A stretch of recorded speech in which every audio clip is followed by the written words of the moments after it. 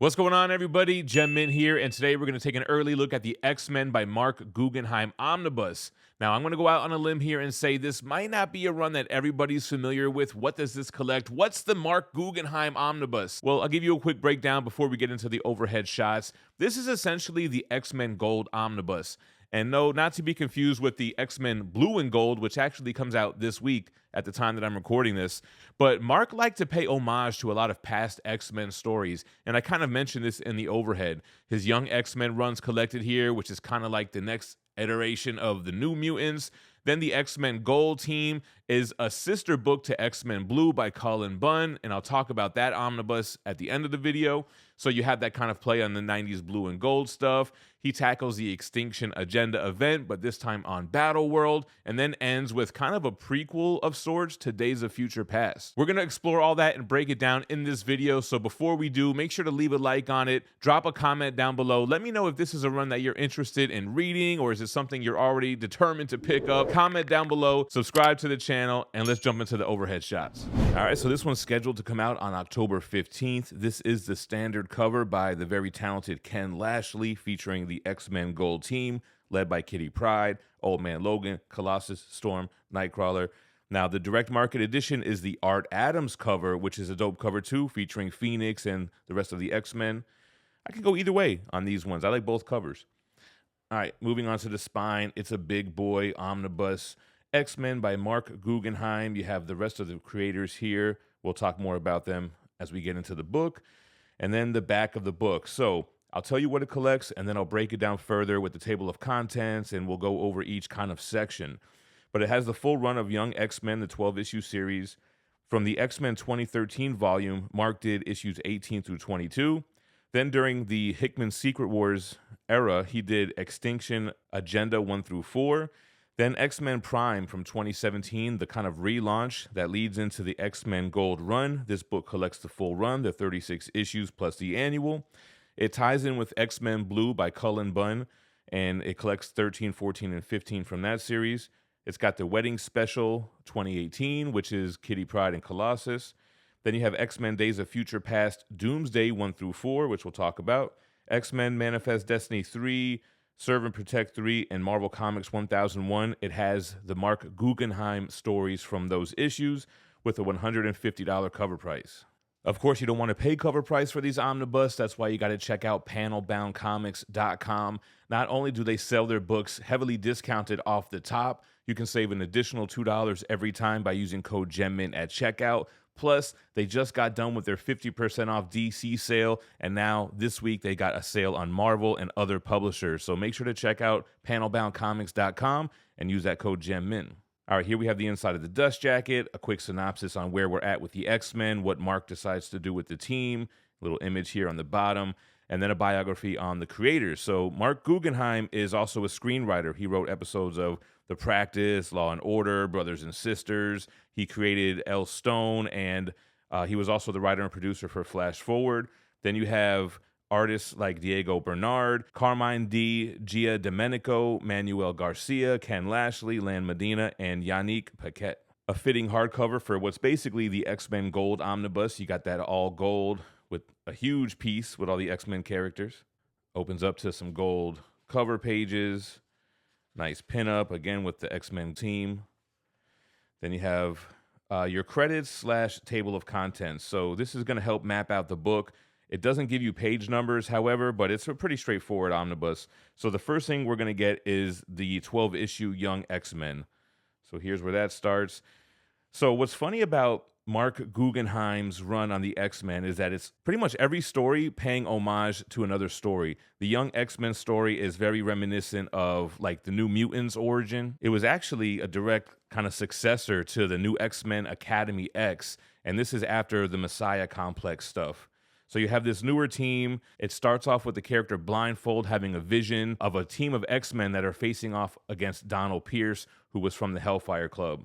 So that's not actually what happens. It's basically Cyclops recruiting this new team, giving them the yellow and black training outfits, and again, kind of a New Mutants-esque, here goes Cannonball, training the next generation of mutants. So that's what goes on in this 12-issue series. You've got art here by Yannick Paquette and Rafa Sandoval. And then before we jump into Mark's story on the ongoing X-Men title at the time, we have some excerpts from the X-Men Serve and Protect, the Stormfront, and the Manifest Destiny issue 3. So just quick short stories that Mark wrote. This will lead into the X-Tinction Agenda event. But before that, like I said, the current X-Men run at the time from the 2013 volume, Mark does issues 18 through 22. This is following up after the all-new X-Men by Bendis, and this is the all-female led team of the X-Men. It was originally started by Brian Wood and Oliver Copiel, but then Mark eventually did this 4-issue story.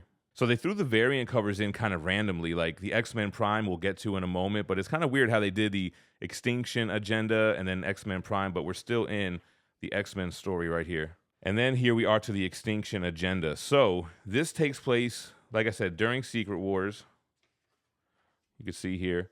So the X-Tinction Agenda, it's really like the sequel to that X-Men storyline from the 90s, but it takes place on Battleworld during the events of Secret Wars. So, you know, they did that with a lot of titles. And then we get X-Men Prime. So similar to how X-Men Prime was a thing back in the Age of Apocalypse days, this X-Men Prime from 2017 is where the ResurrXion begins. This is kind of the new jumping on point. It's the return of Kitty Pryde, and this ends up leading into a split of the teams. Kitty Pryde leading the X-Men Gold team with Old Man Logan here, and then you have the X-Men Blue team, which I mentioned is a story that's written by Cullen Bunn. And then here we go, X-Men Gold with the new team led by Kitty Pryde. So issue 1 actually has some controversy. This is the one where the artist hid like political messaging somewhere like on the graffiti on the wall or something. I don't know if it was maybe one of these scenes. I'm pretty sure they would have edited that out though, because it was kind of a big deal during that time. So during the X-Men Gold run, you had a couple stories. You had Back to the Basics, you had Evil Empires, God War, and Till Death Do Us Part. Most of the stuff is the X-Men team going up against the Brotherhood of Evil Mutants. The team would end up changing over time. You would end up getting characters like Armor, Ink, who was introduced in Young X-Men. You get Magma, Iceman, Magic, Pyro, Rogan Gambit. And that also kind of ties into the wedding issue here, which we'll get to in just a moment. But as we flip through X-Men Gold. But the wedding issue is Kitty Pryde and Colossus. I'm not going to spoil it, but it doesn't really go so smoothly. Little Omega Red action here. End of issue 12 here, bringing Mojo into the fold. Got some more variants, but look, issues 1, 2, 3, 4. I don't know why they did the variants like that. So this is actually the cover for the direct market dust jacket, the one with the Phoenix on the front. Yeah, so more stuff with Mojo, with Longshot, the Phoenix Force Sentinel. It was X-Men 14. So yeah, as you can see, more Mojo stuff, Spiral, with Miles, the Avengers, Krakoa, before the Krakoa era. Is this the hardcover? Yep, I knew it looked familiar. So this is the double page spread they used for the hardcover. Yeah, it was cool to see Old Man Logan as a part of the team, bringing him in from the future. That was pretty cool. X-Men Gold 20, again, collects the entire run, so just continuing with the series. Here's the annual. Kitty Pryde asking Colossus to marry her. Let's just keep it like that. I don't want to give any spoilers. I mean, it's an old story, but... All right, then after the annual continues with X-Men Gold. So it just goes all the way through, hence why there's no table of contents, really. Basically, you get the whole run, stuff that leads up to it, stuff that happens in between it. Issue 26, kind of redoing that panel to a cover, Will You Marry Me? And that kind of plays a role in the last few issues of X-Men Gold, leading up into that special. As you can see here, X-Men Gold 30. Yeah, so after the annual, you get the wedding issue, you get the X-Men Blue stuff, then the final issue of X-Men Gold, wrapping that up, an afterword by Marc Guggenheim, and then we get the 4-issue X-Men Days of Future Past, Doomsday 1 through 4, which is kind of showing us how the Days of Future Past world came to be. So when we first saw it, it was already this dystopian future. So these are the moments like leading up to that. So just the last kind of arc that Mark did on the X-Men to round out this omnibus. So that's what we're getting with this omnibus, a lot of material, everything that Marc Guggenheim has done. The bonus materials, there's not really that much. Young X-Men number 5, preview pinup, Final Genesis trade paperback for the Young X-Men story, Ken Lashley kind of sketches and inks, more Ken Lashley original art, very cool actually. Phil Noto stuff for the wedding issues, kind of concepts, preliminaries leading to the final product. More original covers, and there you go. New York Comic Con is around the corner, and after just a few years, a new Ninja Funk chapter is finally being released after the cliffhanger to the first arc. Will Ninja Funk save Bella Bay from bad music, or will things go from bad to worse in Ninja Funk Volume 2? There are a ton of amazing covers available from artists like David Mack, Alessandro Miceli, Aaron Bartling, Tylem Kirkham, Natalie Sanders, Humam Quattab, Kreese Lee, Ivan Tao, Ryan Kincaid, Sajjad Shah, Ali Garza, Xander, and Alex Regal, just to name a few. Make sure to check out for them over at that Spider-Man booth on Whatnot, and see you guys at New York Comic Con. So there you go, the whole X-Men Gold, X-Men Blue thing. This is essentially catching you up between the events of All New X-Men and the Krakoa era, and it's after the events of the X-Men versus the Inhumans. Now, I mentioned the Cullen Bunn X-Men Blue, and they do have a companion omnibus that's been announced that will go along with this. So it's just like this. It's not just X-Men Blue omnibus. It's X-Men by Cullen Bunn. It's the ResurrXion and Extermination omnibus, which includes the 36 issues of X-Men Blue, plus the other stuff that Cullen Bunn did around that time. Very similar to this. So I think in that sense, it's cool to have these two omnis that collect the bulk of X-Men books during the 2010s. For me personally, though, they're not really storylines or arcs that I'm super invested in, so it's not something that I would recommend, you got to read X-Men Blue and Gold from the 2010s.